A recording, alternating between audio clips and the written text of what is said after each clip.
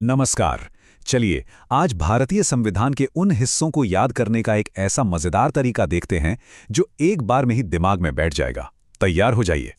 संविधान के सारे 22 भाग याद करना, अरे ये तो हम सब जानते हैं कि कितना मुश्किल काम हो सकता है ना? एक बहुत बड़ी चुनौती है ये।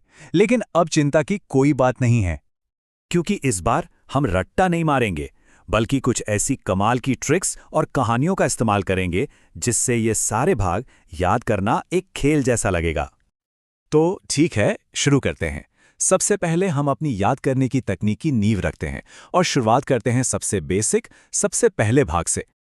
सोचिए, जब भी हम कोई नई कॉपी या किताब खरीदते हैं तो सबसे पहला काम क्या करते हैं? उस पर अपना नाम लिखते हैं। सही कहा ना?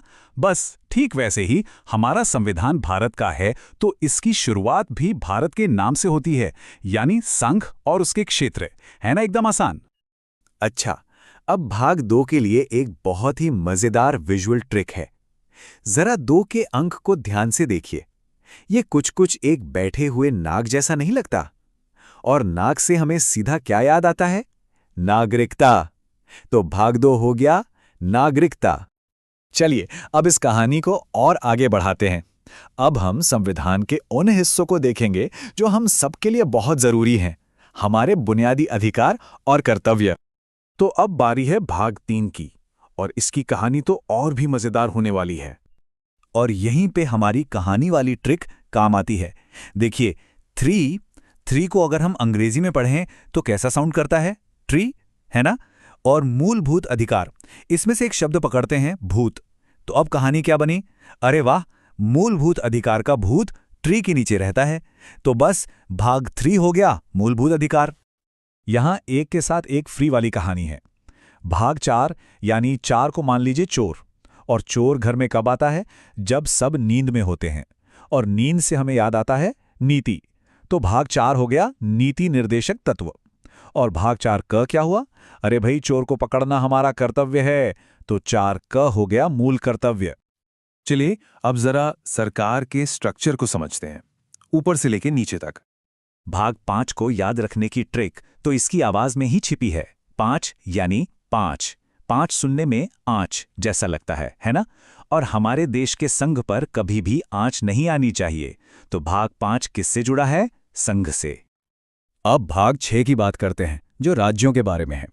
इसके लिए बस ये सोचिए कि किसी राज्य का सीएम बनना कितनी अच्छी बात होती है।